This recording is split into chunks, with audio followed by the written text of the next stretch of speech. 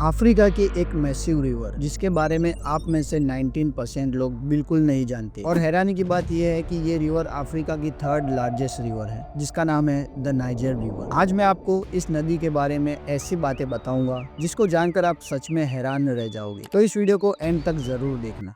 Niger river का source Atlantic ocean से सिर्फ 240 किलोमीटर दूर है, लेकिन इतनी नजदीकी के बावजूद ये नदी सीधा समुद्र में नहीं गिरती। इसके बजाय ये वेस्टर्न अफ्रीका के डेंस रेन फॉरेस्ट, खुली सवाना और तपते रेगिस्तान से गुजरती है। लगभग 4200 किलोमीटर का एक हैरत अंगेज सफर तय करती है। इस नदी की शुरुआत होती है गिनियन हाईलैंड के ऊंचे पहाड़ों से। यहाँ से ये धीरे धीरे फ्लो करती हुई माली की राजधानी बमाको की तरफ बढ़ती है, और जैसे ही ये शार्प और फ्लैट इलाकों में पहुँचती है, ये एक अजीब चीज करती है। ये रिवर कई छोटे छोटे तालाबों और लेक्स में बिखर जाती है। इसी प्रोसेस के दौरान यहाँ जन्म लेता है एक extraordinary region, Niger delta. और इसी डेल्टा की वजह से इसके आसपास कई किलोमीटर तक की जमीन बेहद फर्टाइल बन जाती है। यही वजह थी कि वेस्टर्न अफ्रीका के कई महान और शक्तिशाली एम्पायर्स इस रीजन की तरफ खींचे चले आए। माली के एक प्रमुख शहर टिम्बकटू के सदर्न पार्ट में नाइजर रिवर एक ड्रामेटिक मोड़ लेती है। इस मोड़ के बाद ये नदी माली की सीमा छोड़कर नाइजर देश में एंटर करती है। नाइजर कंट्री का नाम इसी रिवर से इंस्पायर होकर रखा गया है, और इसका रीजन सिर्फ नाम तक सीमित नहीं है। नाइजर के सदर हिस्सों से बहती हुई ये नदी पूरे देश के लोगों की जिंदगी पर गहरा और डायरेक्ट असर डालती है। आज भी नाइजर की लगभग आधी आबादी इस रिवर के करीब के सिर्फ 3 मेजर रीजन में रहती है। आगे चलकर ये रिवर सिर्फ एक पानी का सोर्स नहीं रहती, बल्कि नाइजर और बेनिन के बीच में एक नेचुरल बॉर्डर भी बन जाती है। और उसके आगे चलकर नाइजर रिवर अफ्रीका के सबसे ज्यादा आबादी वाले देश नाइजीरिया में एंटर करती है।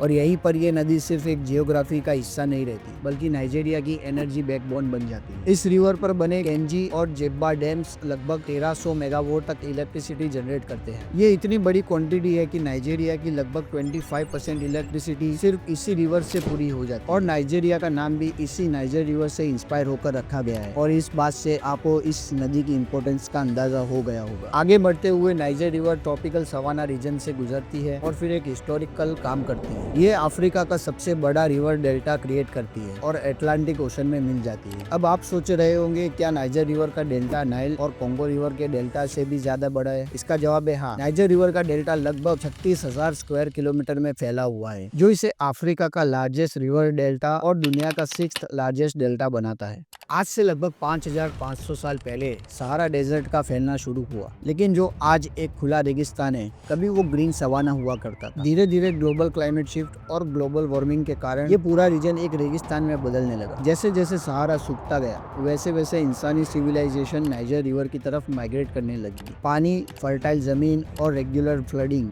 ये सब चीजें इस रिवर को एक लाइफलाइन बना रही थी। इसी वजह से नाइजर रिवर के आसपास का रीजन ह्यूमन सेटलमेंट का सबसे अर्ली और सबसे स्टेबल सेंटर बन गया। यहीं पर पहली बार क्रॉप्स को डोमेस्टिक रूप में उगाया गया और एग्रीकल्चर ने ऑर्गेनाइज्ड शेप लेना शुरू किया। नाइजर डेल्टा की एक्स्ट्रा ऑर्डिनरी फर्टाइल जमीन पर ही दुनिया की सबसे पुरानी अर्बन सिविलाइजेशन में से एक बनी, सिटी ऑफ जेने, जो आज से लगभग 2200 साल पहले एस्टेब्लाइज हुई थी। और इसी शहर से शुरू होता है एक ऐसा नेटवर्क जो पूरे अफ्रीका की डायरेक्शन बदल देता है। इस फर्टाइल रीजन में एक नहीं बल्कि कई महान सभ्यताओं ने जन्म लिया। यहाँ से कल्चर, एजुकेशन और सबसे महत्वपूर्ण रिलीजन पूरे वेस्टर्न अफ्रीका में फैलना शुरू हुआ। 13वीं से 15वीं सदी के दौरान टिम्बकटू और गाओ, जो आज के माली में स्थित है, गाना, माली और शोंगाई जैसे ग्रेट वेस्टर्न अफ्रीकन एम्पायर्स के पावर सेंटर और राजधानी बने। इस दौर में ये शहर सिर्फ पॉलिटिकल सेंटर्स नहीं थे, बल्कि अपने टाइम के सबसे अमीर, एडवांस और खुशहाल सभ्यताओं का प्रतीक थे। यहाँ के लाइब्रेरीज, यूनिवर्सिटीज और ट्रेड मार्केट पूरे इस्लामिक वर्ल्ड में मशहूर थे। लेकिन जिस तरह सहारन ट्रेड ने इस सभ्यता को आबाद किया, वही धीरे धीरे इनके अंत का कारण भी बन गया। सिर्फ एक ही मेजर ट्रेड रूट पर अत्यधिक निर्भर होने की वजह से जैसे ही ग्लोबल ट्रेड डायरेक्शन बदली, इन महान सभ्यताओं का डाउनफॉल शुरू हो गया। दरअसल पोर्टुगल से आए यूरोपियन सेटलर्स ने वेस्ट अफ्रीकन ट्रेड की डायरेक्शन ही बदल दी। सहारा के कठिन और खतरनाक रेगिस्तान के मुकाबले उन्होंने पूरे वेस्ट अफ्रीकन कोस्ट को कहीं ज्यादा